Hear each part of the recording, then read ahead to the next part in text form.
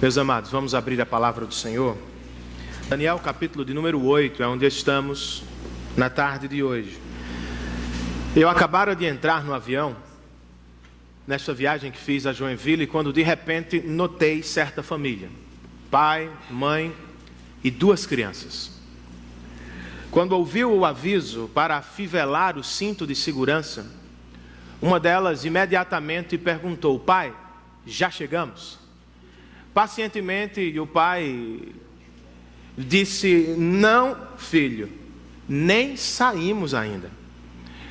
Minutos depois, o comandante anunciou o pouso, ou melhor, a decolagem foi autorizada.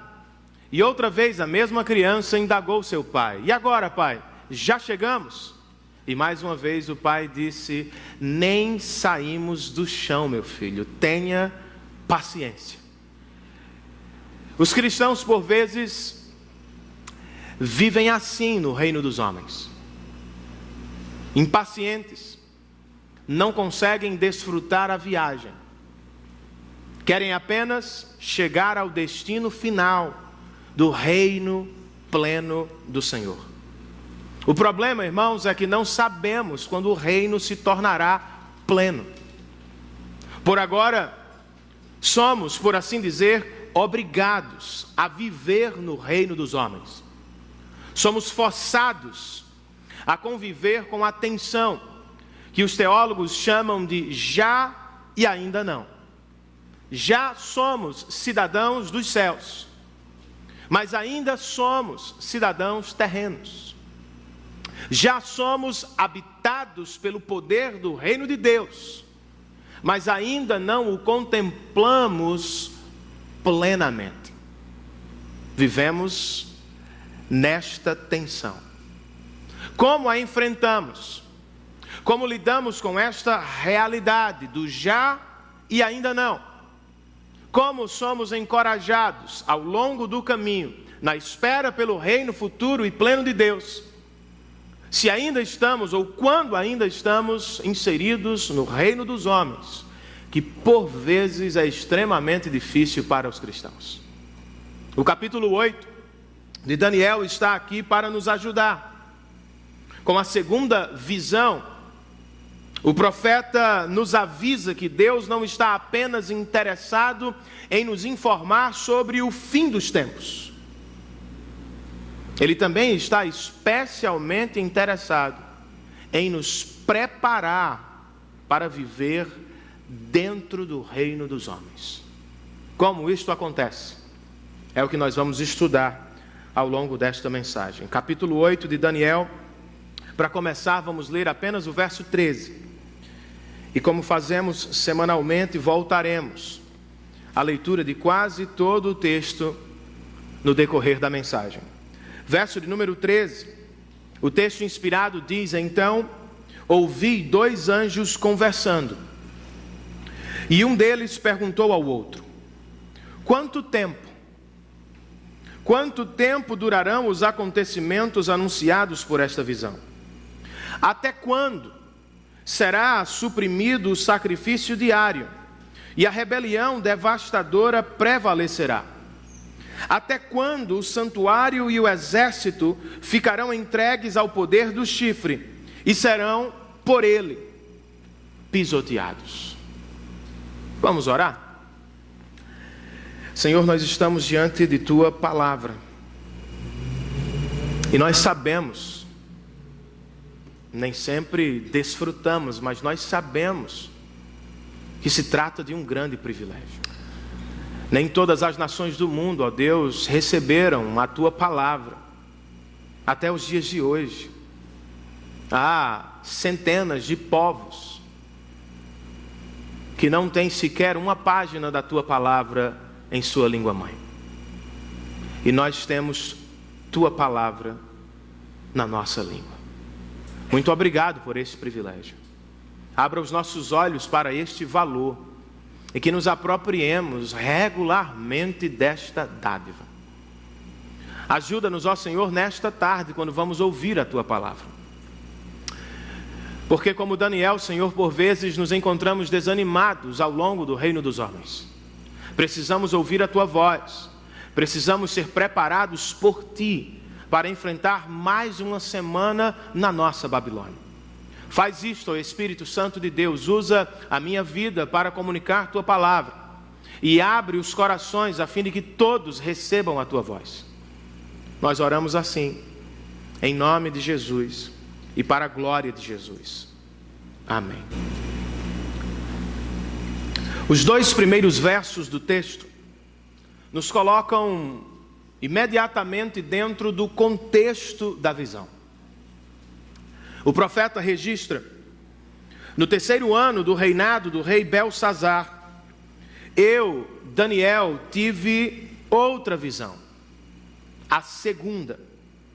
Na minha visão eu me vi na cidadela de Suzã, na província de Elão.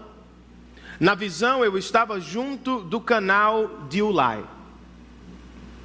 Comparando esta com a primeira visão, nós percebemos que há uma semelhança e uma diferença entre elas. A semelhança é a presença do rei Belsazar. As duas visões se passam durante o reinado de Belsazar, o último comandante do império da Babilônia. A diferença está no tipo de visão. A primeira se deu através de um sonho noturno e tratou da história universal da humanidade. Esta, a segunda, me parece que transporta Daniel em espírito de um lugar para o outro.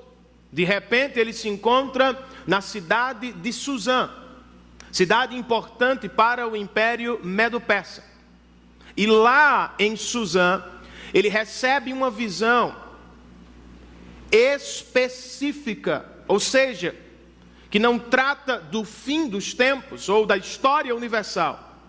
Trata de um pedaço específico da história do povo de Deus. O que o povo de Deus, especialmente no AT, teria de enfrentar nos próximos anos. Com que propósito ele recebe esta segunda visão? Ou por que Deus descortina um pedaço específico da história para Daniel? Dale Davis, um comentarista do texto de Daniel, escreve: o povo de Deus precisa se preparar, não apenas para o fim dos tempos, mas também para viver dentro dele. É o que também precisamos hoje. Com o capítulo 7, o Senhor nos prepara para o fim dos tempos. Mas com este capítulo, Ele nos prepara para viver dentro do tempo em que estamos. A pergunta é como Deus nos prepara, ou para que Deus nos prepara através desse texto. De acordo com o que Daniel viu, irmãos, eu registrei 3 respostas para esta pergunta. E elas estão listadas no nosso boletim informativo. Página de número 2, onde há um pequeno esboço da mensagem.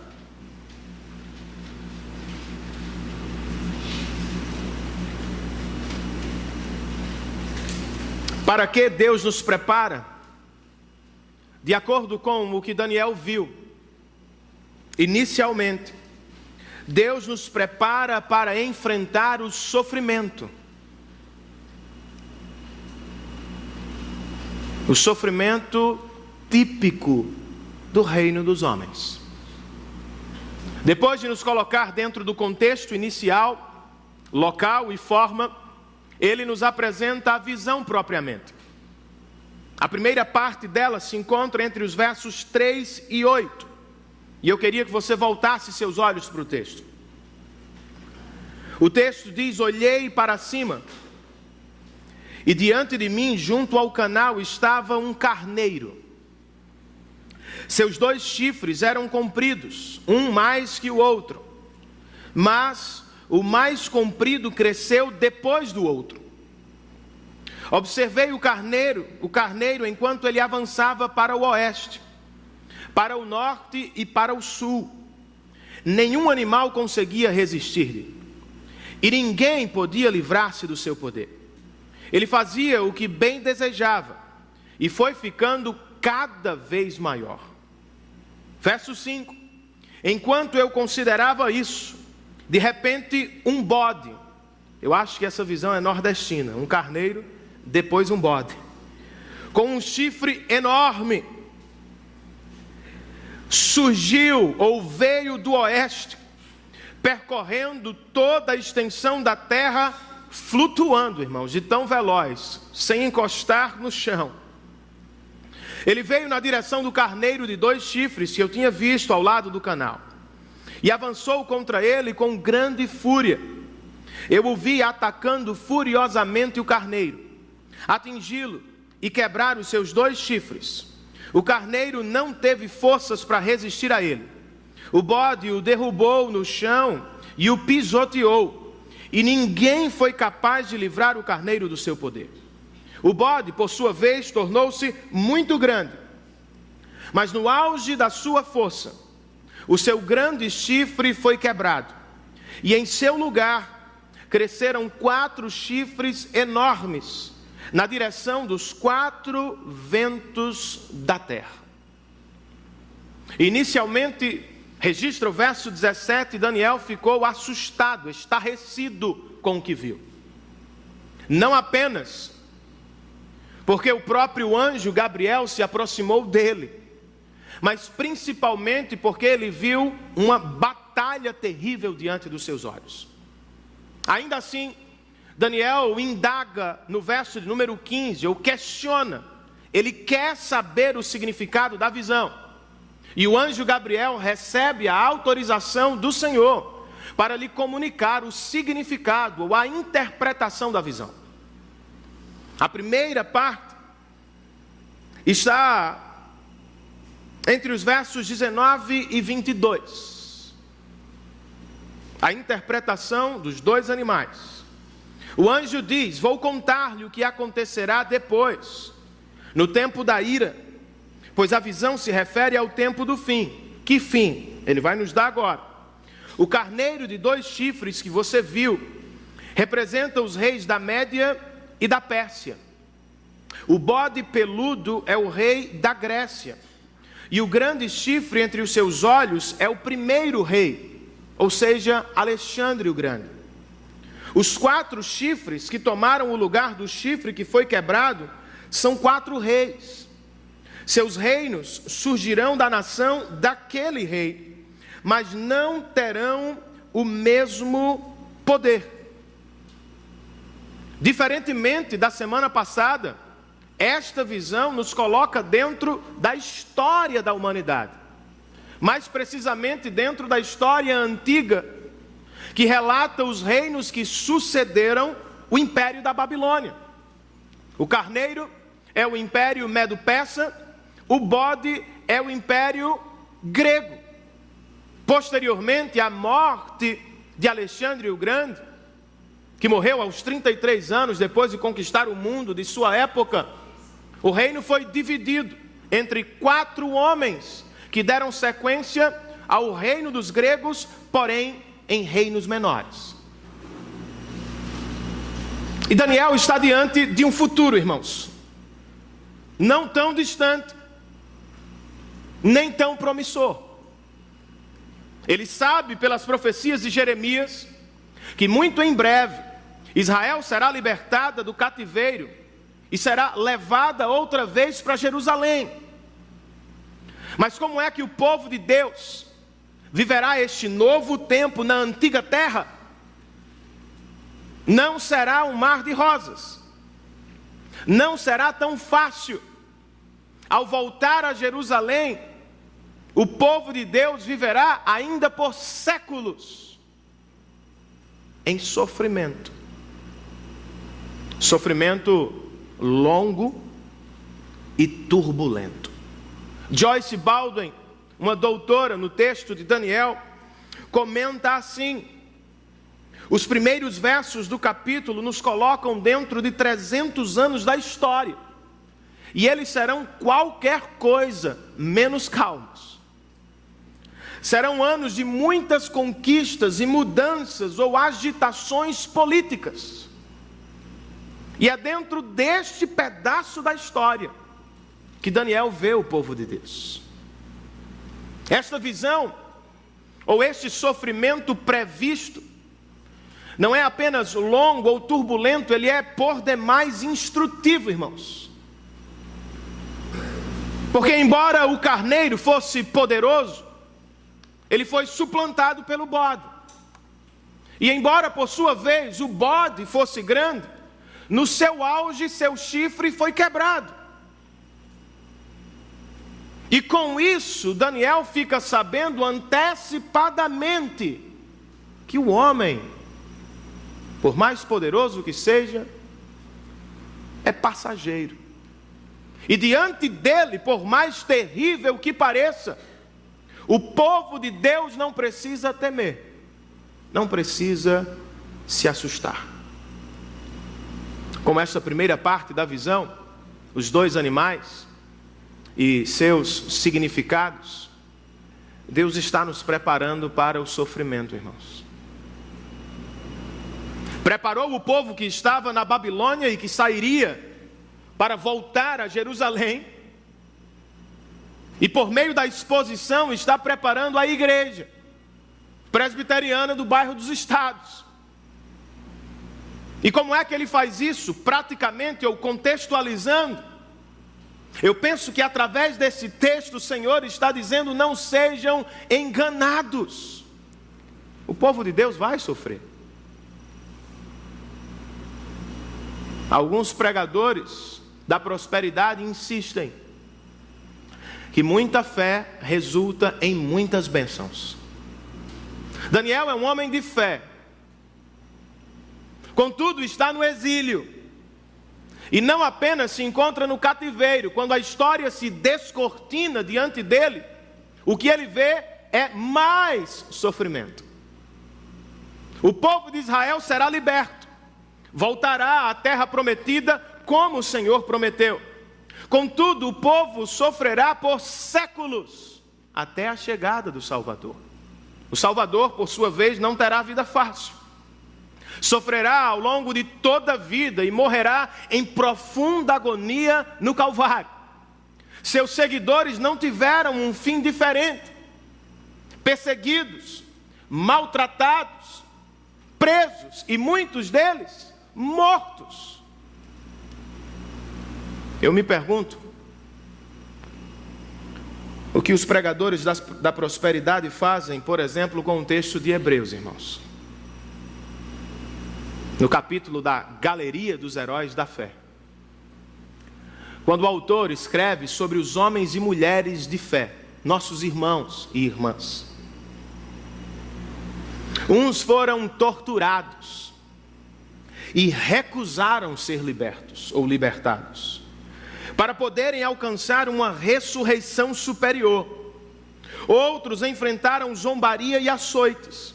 Outros foram acorrentados e colocados na prisão, apedrejados, cerrados ao meio, postos à prova, mortos ao fio da espada, andaram errantes, vestidos de pele de ovelhas e de cabras, necessitados, afligidos e maltratados. Porque não desistiram? Porque seguiram Jesus de perto, através do sofrimento do reino dos homens. O texto continua: o mundo não era digno deles. Vagaram pelos desertos e montes, pelas cavernas e grutas. Todos estes receberam um bom testemunho por meio da fé. No entanto, nenhum deles recebeu o que havia sido prometido plenamente. Pois Deus havia planejado algo melhor para nós, para que conosco eles fossem aperfeiçoados. Isso é a Bíblia. Nenhum deles recebeu a bênção da prosperidade, da facilidade, da longevidade, da plena saúde. Nenhum deles. Ao contrário, todos sofreram por causa do Evangelho, mas insistiram no caminho do discipulado porque receberam algo melhor. Por causa de Cristo Jesus e de sua obra na cruz, eles foram aperfeiçoados aos olhos de Deus. O que significa na prática, foram colocados sob a bênção eterna do Pai. Com isso, irmãos, o que quero dizer é o seguinte: o Evangelho não nos faz promessas de uma vida sem sofrimentos. O Evangelho não nos promete a ausência do sofrimento. Ele nos promete algo muito melhor. Deus estará conosco em todo e qualquer sofrimento do reino dos homens, até que em breve Ele nos leve ao reino perfeito do Pai, onde jamais viveremos em sofrimento. Há algo melhor para o cristão? Sim, mas este algo melhor não é a riqueza, não é a saúde, não é a longevidade. Este algo melhor é o próprio Deus que caminha conosco ao longo dos vales escuros da vida e que em breve voltará para nos levar para casa. Muito melhor, irmãos. O texto também nos prepara para o sofrimento quando nos diz: sejam encorajados. Os mais fortes do mundo são fracos aos olhos de Deus. E às vezes os mais fracos do reino dos homens, por causa de Cristo, se tornam poderosos na presença de Deus. Daniel está assustado, porque viu um carneiro e um bode transformados ou transtornados. E ele fica imediatamente assustado, irmãos. Aos olhos dele, os homens são fortes e terríveis. Aos olhos de Deus, os mais poderosos deles são apenas carneiros e bodes. Aos nossos olhos, os problemas são gigantescos. Aos olhos de Deus, são animais que facilmente podem ser domesticados. Aos nossos olhos, não é fácil suportar o câncer. Por vezes sucumbimos diante de uma depressão. Talvez estejamos agora tremendo por dentro diante da crise do nosso país. O nosso Deus, irmãos, é maior do que todos os nossos problemas. Qual é a sugestão? Diminua os problemas. Eles não são tão grandes como você imagina. Grande só o Senhor. Ao mesmo tempo, se você se sente de alguma maneira grande, seja lembrado por esta mensagem que você não é. Não é tão grande. Não é tudo o que pensa que é e não pode tudo o que acha que pode. Com uma febre, Deus levou Alexandre o Grande. Porque grande de verdade, só o nosso Deus. Algumas pessoas são muito disciplinadas, focadas na vida, obstinadas no que querem, traçam planos, metas e os perseguem com muito sacrifício para conquistar um prêmio, por exemplo, uma medalha. Mas precisamos ter cuidado com o sacrifício do reino dos homens. Por vezes ele está manchado com a vanglória. Nos sacrificamos porque queremos um prêmio que nos tornará grandes. E às vezes esta vanglória se torna uma doença. Se não conquistar o pódio, se não estiver lá sempre, não serei feliz. Eu preciso ser grande aos olhos das pessoas. Foi Madonna que disse: que o sucesso para ela era uma droga. Ela descia, ou ela desce do palco já pensando no outro, na tentativa de manter a sensação de que ela é importante. Isto mata, irmãos, porque ninguém é grande todos os dias. Eu e você não precisamos viver sob esta tirania. Nós somos pequenos mesmo, mas servimos a um Deus grande. Por causa de Cristo, seus olhos estão sempre sobre nós e, portanto, estamos sempre sob a bênção dele, apesar dos sofrimentos. Para que Deus nos prepara, irmãos? Inicialmente, Daniel nos disse que Deus nos prepara para enfrentar o sofrimento do reino dos homens. Em segundo lugar, Daniel nos diz que Deus nos prepara para enfrentar a batalha do reino dos homens. A vida é uma guerra, ao menos a espiritual é. O apóstolo Paulo escreveu aos Efésios que nós militamos contra forças espirituais que por vezes não vemos, mas que estão entranhadas no coração dos perdidos e no seio da sociedade.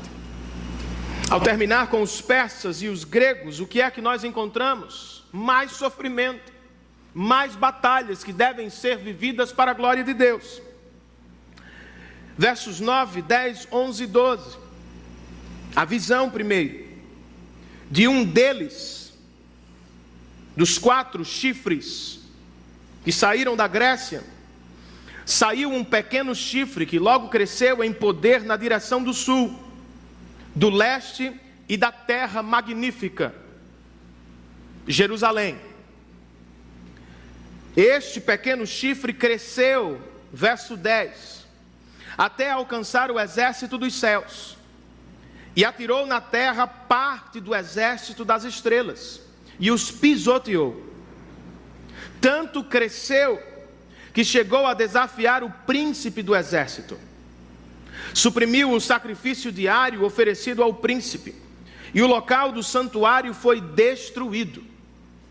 Por causa da rebelião, o exército dos santos e o sacrifício diário foram dados ao chifre.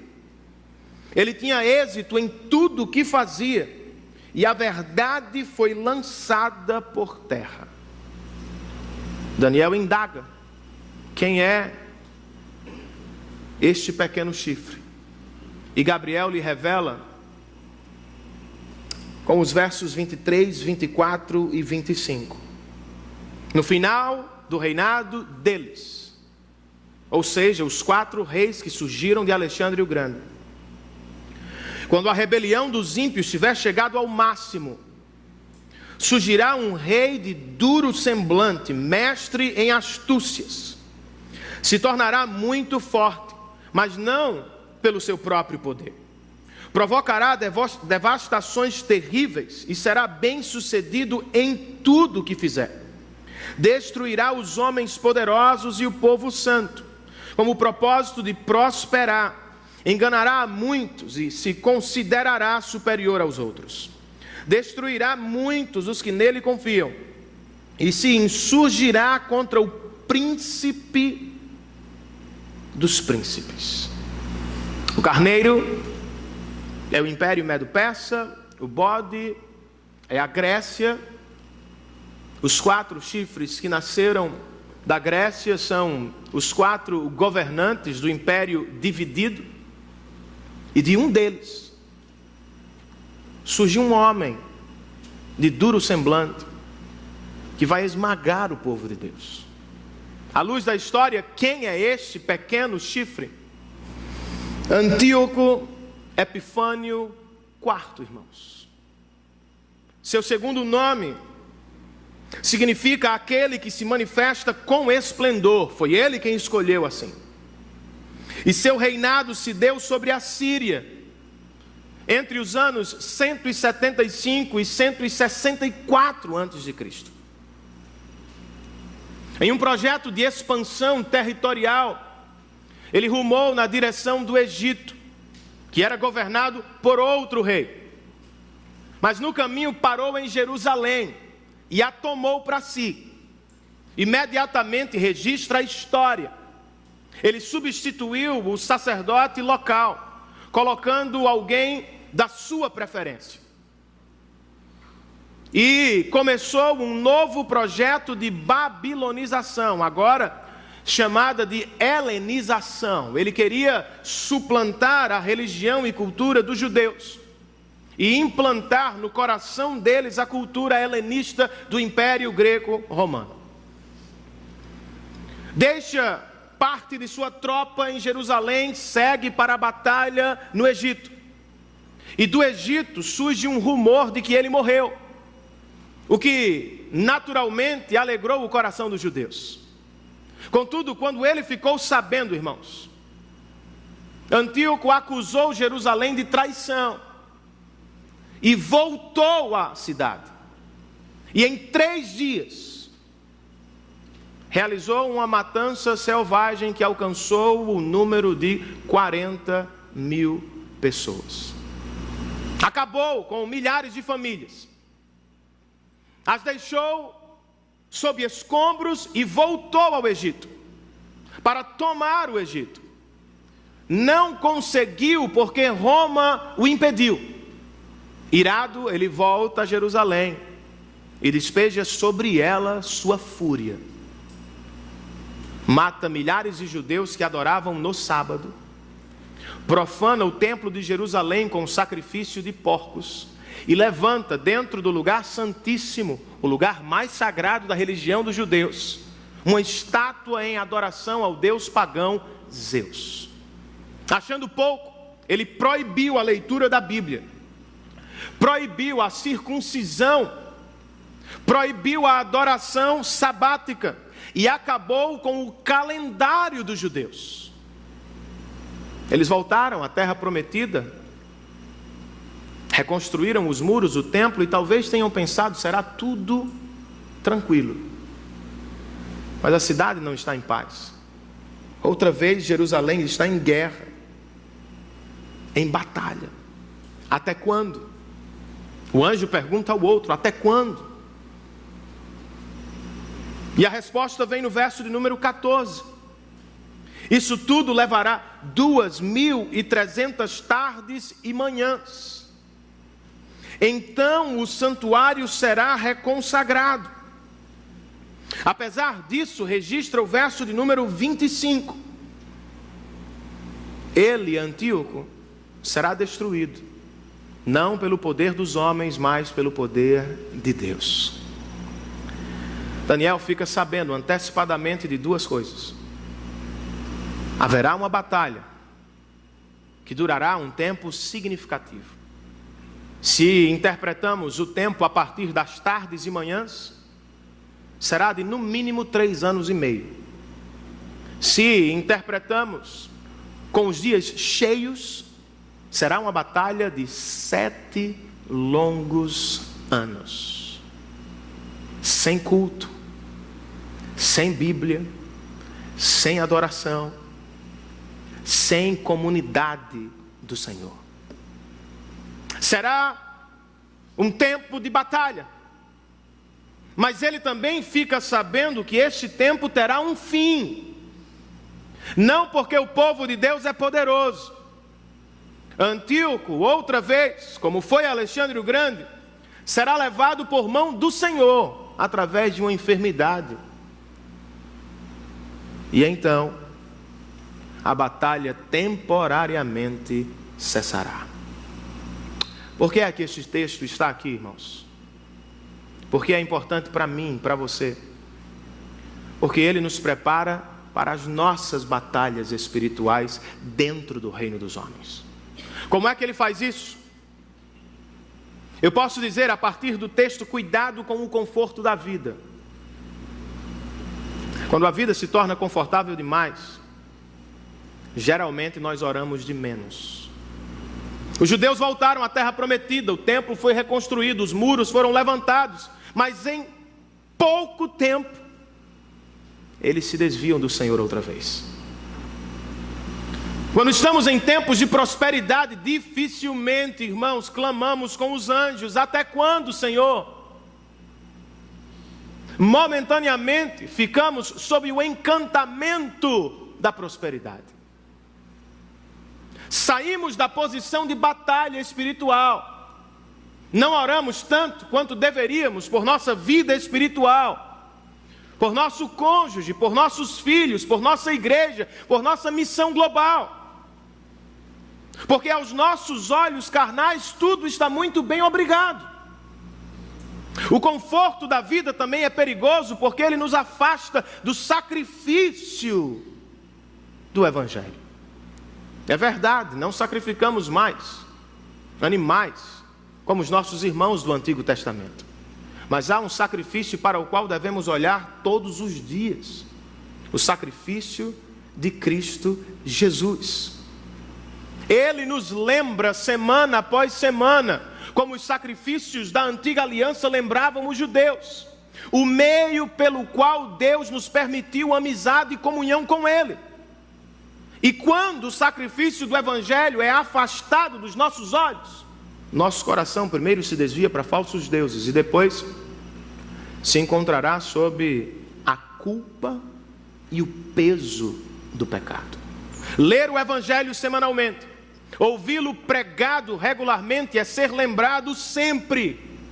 Já não há mais condenação, escreve o apóstolo, para aqueles que estão em Cristo Jesus. Não sacrificamos mais bodes ou carneiros, mas há um sacrifício que Deus espera de nós, irmãos. O apóstolo Paulo escreve aos Romanos, no capítulo de número 12: portanto, irmãos, rogo-lhes, pelas misericórdias de Deus, que se ofereçam em sacrifício vivo, santo e agradável. Isso é o mesmo que vivam para a glória dele. Vivam de maneira digna ou à luz do Evangelho. Vivam morrendo a cada manhã para si mesmo e ressuscitando para a glória de Deus. Isto é um problema para nós, porque no reino dos homens nós somos bombardeados com outras mensagens egoístas: meu, minha, eu. O que nos importa é a nossa segurança, o nosso conforto, o nosso bem-estar, o nosso sucesso, a nossa família, a nossa casa. Mas quando o Evangelho, irmãos, está trabalhando no nosso coração, um dos primeiros sinais é que desejamos viver menos para nós mesmos e começamos a buscar viver uma vida para a glória do Senhor. E esta vida é sacrificial, difícil, mas possível pelo poder do Espírito do Senhor. Como é que esta passagem nos prepara para as batalhas espirituais, irmãos? Por batalha espiritual eu não estou pensando necessariamente naquelas coisas que vocês conhecem. Os demônios são reais, mas percebam, por exemplo, que nem sempre eles se manifestam rolando no chão. Isso é possível, mas quando possuiu o coração de Judas, ninguém viu. Tudo é espiritual, irmãos. A batalha para ser honesto no seu trabalho é espiritual.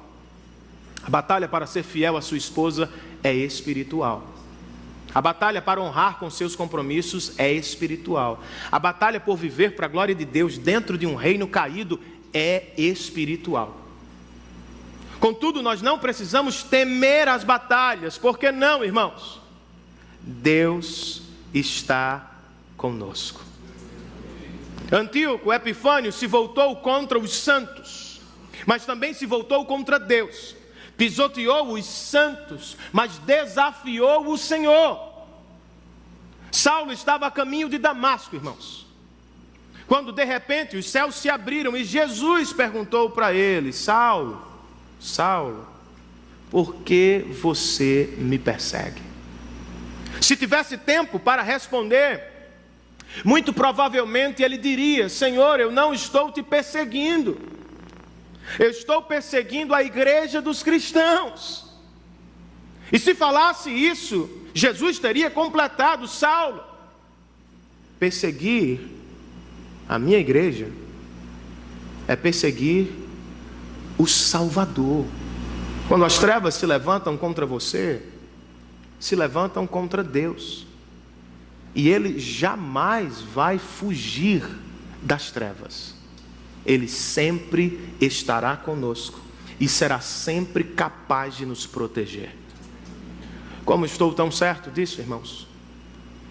Foi o que Jesus fez na cruz do Calvário, quando enfrentou a maior batalha espiritual da história. Na divisão anterior eu disse: diminua seus inimigos, eles não são tão grandes aos olhos de Deus. Agora eu posso dizer: aumente-os ao máximo, mas o faça olhando para a cruz. Eu vou explicar. Antíoco Epifânio IV profanou o templo de Jerusalém, irmãos. 200 anos depois, Israel profanou o verdadeiro templo de Deus, Cristo Jesus. Nos dias de Antíoco, o templo se tornou abominável por causa dos sacrifícios dos porcos. Nos dias de Jesus, ele mesmo se tornou horrível aos olhos do Pai por causa dos nossos pecados. Na batalha contra Epifânio, poeticamente Daniel viu estrelas que caíram do céu. Na batalha de Cristo no Calvário, o próprio sol parou de brilhar. O templo dos judeus foi parcialmente destruído por Antíoco. O templo de Deus foi completamente lançado abaixo na cruz do Calvário. Crucificaram e mataram o templo do Senhor. Contudo, irmãos, diferentemente do que aconteceria ao templo dos judeus, que em breve deixaria de existir, o Senhor não permitiu que seu filho sofresse a morte eterna. Ao terceiro dia, Deus o ressuscitou dentre os mortos e fez dele para sempre templo, lugar de encontro entre o ser santo e homens e mulheres pecadores. Por causa dele, gentios e judeus, africanos e asiáticos, brasileiros e americanos, homens e mulheres pecadores, podem hoje, sem bater no peito com arrogância, dizer: somos templo do Espírito Santo de Deus. Somos corpo de Cristo, somos família de Deus, e porque estamos sob as asas do Senhor, por mais difícil que seja a nossa batalha, não precisamos temê-la, o Senhor está conosco. Deus nos prepara para enfrentar o sofrimento, Deus nos prepara para enfrentar as batalhas, e por fim, irmãos, Deus nos prepara para enfrentar a espera do reino de Deus. Daniel viu duas realidades. No capítulo 7 ele viu a chegada do reino do Filho do Homem. Mas ele também viu a existência do reino dos homens. Ele viu no 7 a aproximação do reino pleno de Deus, quando foi levado ao trono do Senhor. Mas a partir do 8 ele vê o reino dos homens se estendendo por séculos. E a pergunta é: como é que um homem que viu o futuro maravilhoso consegue viver em sanidade em um presente tenebroso? Como é que não se torna ele um alienado, irmãos? A resposta está no verso de número 27, o último verso do texto. Eu, Daniel, fiquei exausto e doente por vários dias. Depois, levantei-me e voltei a cuidar dos negócios do rei. Fiquei assustado com a visão. Estava além da compreensão humana. Vamos quebrar a resposta de Daniel em 3 partes. Começando de trás para frente. Como é que Daniel viveu no reino dos homens à espera do reino de Deus? Ele viveu no reino dos homens com um conhecimento parcial sobre o futuro do reino de Deus. Ele fica assustado porque, segundo ele, a visão estava além da compreensão humana. A declaração não nos assusta, porque se estivéssemos no lugar dele, responderíamos da mesma forma. Mas não se esqueçam, estamos falando de Daniel, que interpretou os 2 sonhos de Nabucodonosor, que revelou o significado da inscrição da mão invisível no templo ou no palácio de Belsazar. Estamos falando do homem de quem Nabucodonosor disse: para ti não há mistério difícil na terra. Ele recebeu o significado da visão no capítulo 7. E aqui ele recebeu a interpretação da visão no capítulo 8. Contudo, este mesmo homem, habitado pelo Espírito de Deus, e que recebeu entendimento, diz aqui: a visão está além da compreensão. Paradoxal. O que me leva a dizer que ele entendeu aspectos da visão, mas não a entendeu plenamente. Ele sabe que em breve o reino dos homens dará lugar ao reino pleno de Deus, mas ele não sabe quando. Ele sabe que o Senhor estará sempre presente com seu povo ao longo dos reinos dos homens, mas ele não sabe exatamente quando ou como isso se dará. Ele terá de viver, irmãos, no reino dos homens, com um conhecimento parcial sobre o futuro do reino de Deus. Não apenas isso. Como é que ele vive neste espaço de tempo? Como é que ele vive nesta tensão? De acordo com o texto, ele vive revelando compaixão pelos que sofrem. Ao contemplar a visão, diz o texto que ele ficou doente e exausto por vários dias. Se fosse um pesadelo, irmãos, ele teria ficado doente, quem sabe, por horas. Como você e eu, por vezes, nos pegamos preocupados com o que sonhamos. Mas aqui está uma visão do futuro, que revela sofrimento para o povo de Deus e condenação eterna para os ímpios. Daniel não é impessoal. Ele não transmite a mensagem à distância do povo.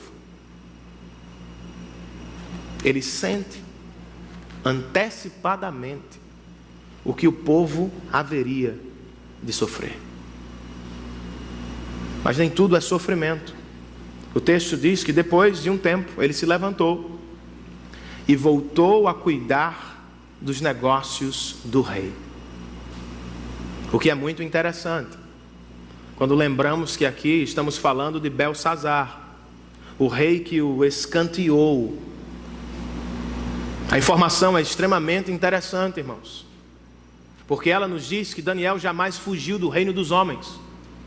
Nunca pensou em ser monge, em se esconder em cavernas. Não teve medo de tocar a Babilônia, de se relacionar com a cultura pagã da Babilônia. Ele não se ausentou do mundo. Ele viveu intensamente no reino dos homens, dando glórias ao Rei do reino perfeito. Com ele nós aprendemos sobre como nós devemos viver no reino dos homens. Precisamos reconhecer esse fato, irmãos. Vivemos por agora com um conhecimento parcial sobre o futuro do reino de Deus. Algumas pessoas cravam o fim dos tempos, batem no peito e dizem: eu sei quando ele voltará. A melhor resposta para a pergunta quando o fim chegará é simplesmente, irmãos, Deus sabe. Deus sabe significa Ele realmente sabe, e Deus sabe significa nós não sabemos. Para alguns a resposta é simplória demais, para outros ela traz equilíbrio, nos humilha. Não temos todo o conhecimento que pensamos que temos ou que gostaríamos de ter. Não sabemos de todas as coisas. Ao mesmo tempo ela nos conforta. Nós não sabemos, mas conhecemos alguém que sabe. Ele está no controle da história. Nas mãos dele descansamos e confiamos. Como Daniel, irmãos, nós precisamos viver neste espaço de tempo chamado Reino dos Homens, para o bem das pessoas que nos cercam. Precisamos nos ocupar com o ministério da misericórdia e da pregação. Alguns cristãos somem do mundo. Você conhece pessoas assim? Talvez por uma orientação escatológica, por entender que haverá um milênio literal sobre o qual Cristo reinará. Os cristãos não se importam com este tempo. Se isolam do mundo, não se interessam pelas pessoas. E quando falam, apenas condenam as pessoas. Este não é o espírito que toma Daniel aqui. Não foi o espírito de Jesus quando se aproximou de Jerusalém. Daniel fica doente pelos que vão sofrer. Jesus chorou pelos pecadores de Jerusalém. Não sabemos, irmãos, quando Jesus voltará. E não podemos, como os discípulos de Jesus, ficar apenas olhando para cima. No dia da ascensão, em Atos 1, os anjos disseram para eles: por que vocês estão olhando para cima? E John Stott comenta, é como se eles estivessem dizendo: a hora agora não é para olhar apenas para cima, mas para frente, para os lados e para trás. Porque o retorno de Cristo será precedido pela pregação do reino de Deus. Sinceramente, pouco nos preocupamos com isso. Estamos tão envolvidos com o reino dos homens, com a moeda do reino dos homens, com os valores do reino dos homens, que sequer pensamos que na nossa sala de aula, na repartição onde trabalhamos, pessoas podem estar sofrendo agora, circunstancialmente, e sem Cristo sofrerão eternamente. As pessoas que sentam ao seu lado na escola, com quem você fala ao chegar ao trabalho, sem Cristo, irmãos, não apenas sofrerão mais agora, sofrerão eternamente sob a ira justa do Senhor. Eu e vocês precisamos nos ocupar com a misericórdia e com a evangelização das pessoas que nos cercam. Como Daniel, nós precisamos nos ocupar com a missão que recebemos do Senhor, com o trabalho que recebemos do Senhor. Alguns cristãos não conseguem enxergar significado no trabalho que realizam de segunda a sexta. Não há muito valor, importância, relevância para eles. Vivem a expectativa do reino futuro e por vezes se frustram por não encontrarem o significado. Por causa do trabalho de Cristo na cruz, irmãos. Todo e qualquer trabalho que fazemos tem importância eterna aos olhos de Deus. Cuidar do seu filho, ensiná-lo a Bíblia e matemática, fazer o almoço, limpar a casa, construir um prédio, ensinar a criança, aliviar a dor dos que sofrem.